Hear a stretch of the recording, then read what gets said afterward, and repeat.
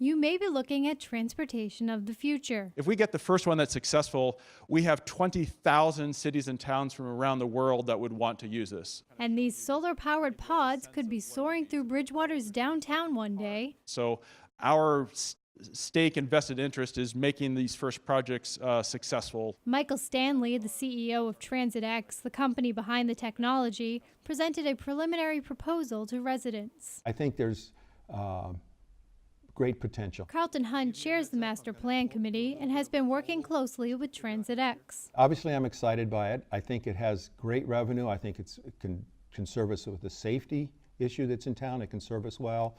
I think quality revenue can come into town. I think it solves or begins to solve some of the transportation problems in town. Light posts are connected by the rail that carries your pod nonstop to your destination. Think of it like an elevator control system. You'll specify your destination prior to boarding your pod, which is designed to carry up to 5 individuals, cargo, and roll-on items. I hope to make walkable communities, which is really something that has been shown to really enhance the quality of life of an area. Already the team has mapped out several routes with the potential for more. There's a couple of different options, and I think for every route we have to work with the planning and the departments to figure out, okay, because then now you have trees, you have signaling, you have all the other things that you need to work through. If we can get a resolution from the town council to go into a master licensing agreement, at that point, we can really start to study where the most effective use of it would be. Residents do have some concerns, mostly over safety, brought up at the meeting. What happens if somebody strikes one of your poles? We're designing it to withstand a lot of things that the transportation systems now can't handle. Each of the poles is redundant, so if and they break away. So the poles, so one is they have a bumpers, so it helps absorb the impact. The poles are also a fiber resin composite, so they give a little, and they don't generally break.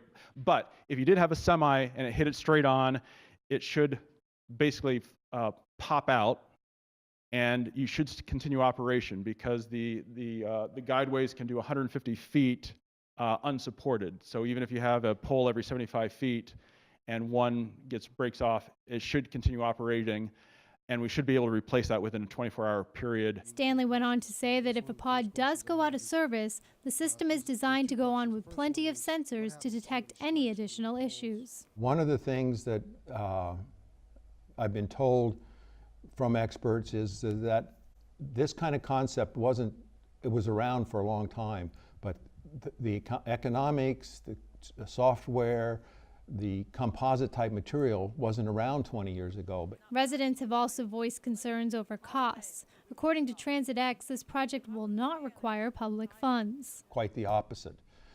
In fact, the town can receive good quality revenue from three pathways. One, he would be leasing public space along public right-of-ways, most likely above sidewalks. He has indicated that the town would receive 5% of his gross revenue. And the third promise that he's made to the town is that he would actually construct one of his manufacturing facilities here in Bridgewater. And if the project were to fail, TransitX would be obligated to remove the entire system. Will be bonded for removal.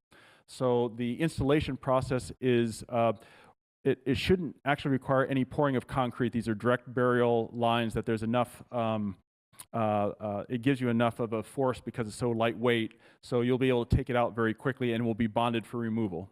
Testing will be done sometime this summer. For more information, you can view the presentation in its entirety on BTV Channel 9 and btvaccess.com. There's lots of things to think about here that are not the immediate issue, but it's in the long term.